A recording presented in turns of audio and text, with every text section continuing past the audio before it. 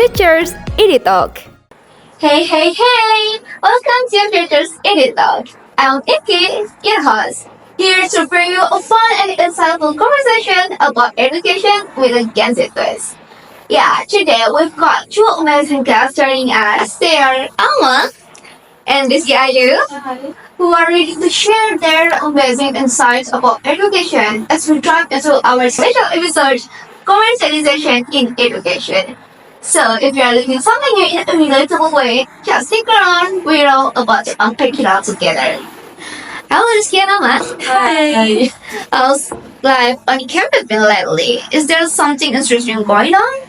Yeah, Alhamdulillah, so far so good, Iki. Yeah, it's been good. Maybe just a little bit exhausted and stressed. Yeah, because we just finished our midterm test actually. Yeah.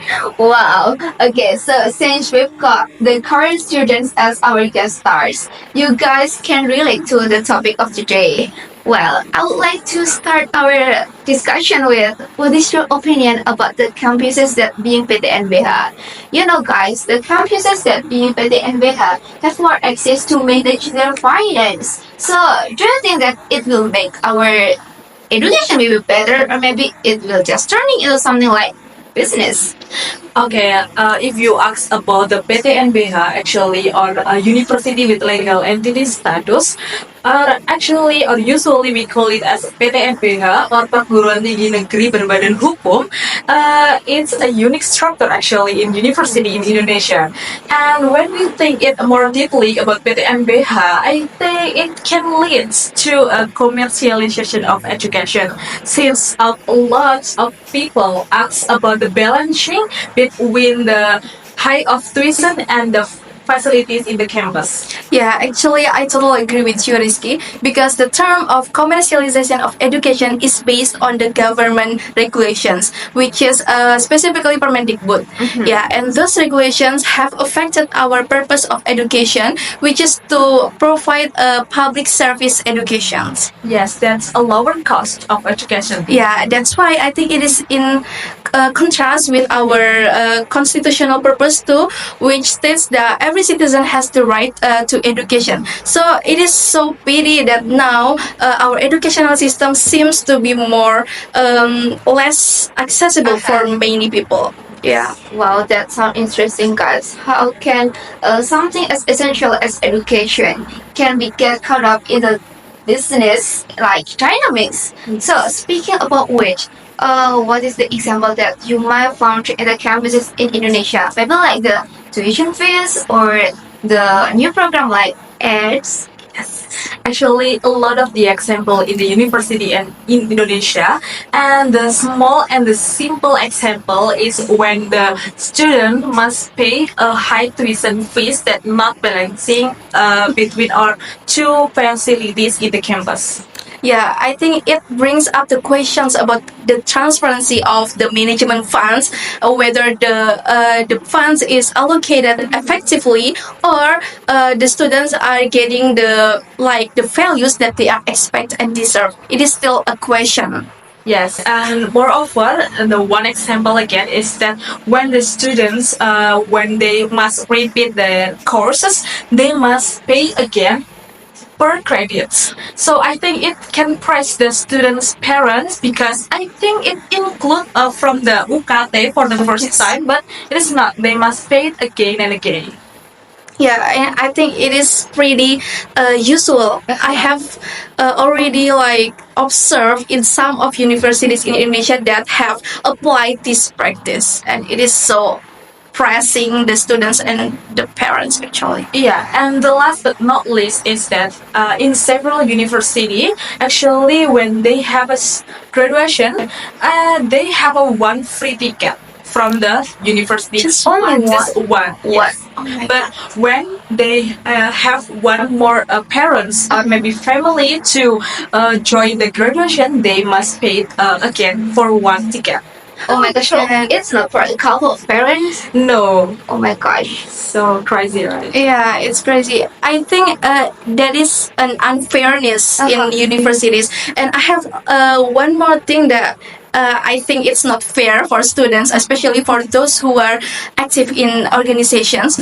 It is, to be honest, when we are organized some campus event, especially when the event is aligned with the campus goals and the campus agendas, it is obvious that we expect that campus will offer some support, right, in terms of funding, especially.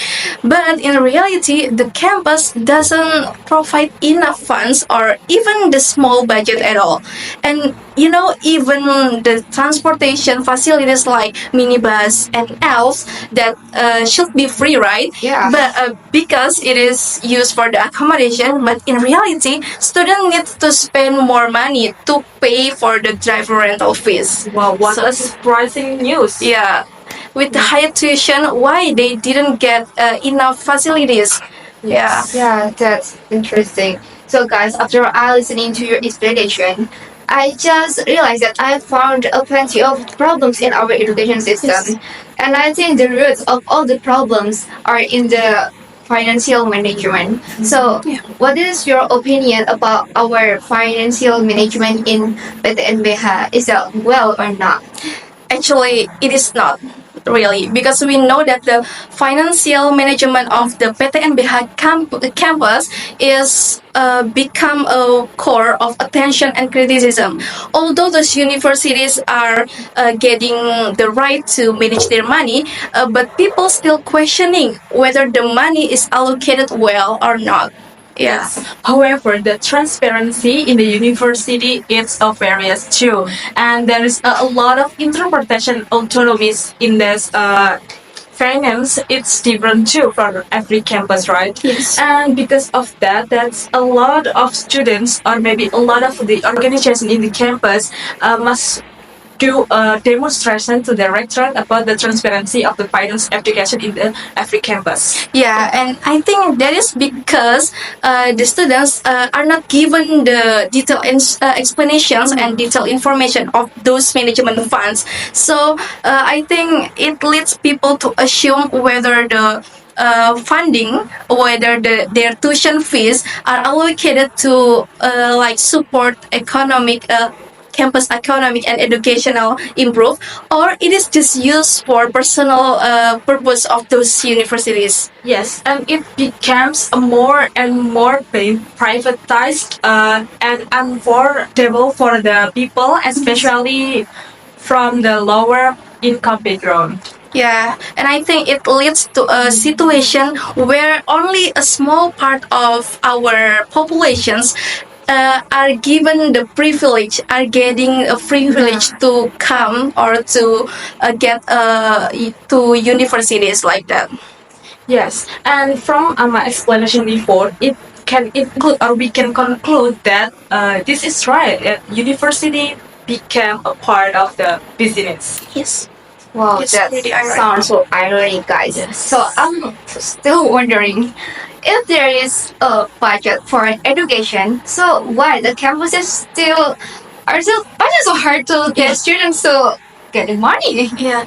It's not. It doesn't make sense. Yeah, actually, that is a question that I always questioning, because we know that the PTNBH campus or PTNBH campus are like being pushed to commercialize everything, even the small or the basic structure or the basic needs of the students.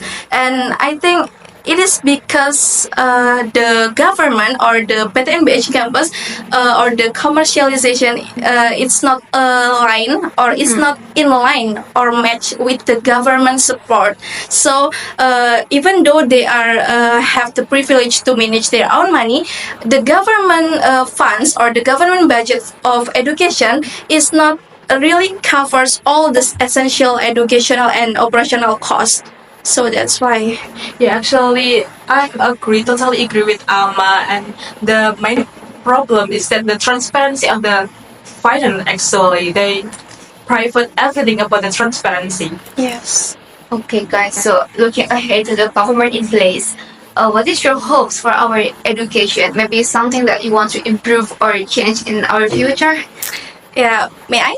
Yeah, of course. Looking for the previous situation, the previous issues and government, I really hope that our next government will didn't make the same mistake as the before. Yeah, because we know that the budget or the APBN, the state budget for the education is really plenty. Uh-huh. Yeah, and I think it is enough to make our educational more better. So I really hope that our next government will maximize the funds and the budgets to avoid like any economical issues like teacher salaries, lecturer salaries, and high tuition fees actually. And it's related to AMA. I really hope in this new era cabinet in Indonesia, actually, they can really discuss about the finance education in Indonesia. And the example maybe the sports scholarship. Maybe the government can really provide more and more international scholarship fully funded, and so that the students in Indonesia who have a lot of skill can really afford and can make the skill improve. Wow, that's really Yeah. very noble hopes, guys. Yeah, we hope the Indonesian education will get better along the government in place. So yeah, we have covered all about the education that we have discussed today. Thanks for your coming, guys. Thanks for your inspiration and for your experience. Really hope that this podcast has inspired a lot of people out there. Well, that's it for our podcast today. That's enough for our Futures Editor. Don't forget to stay tuned for the next video and bye! Bye.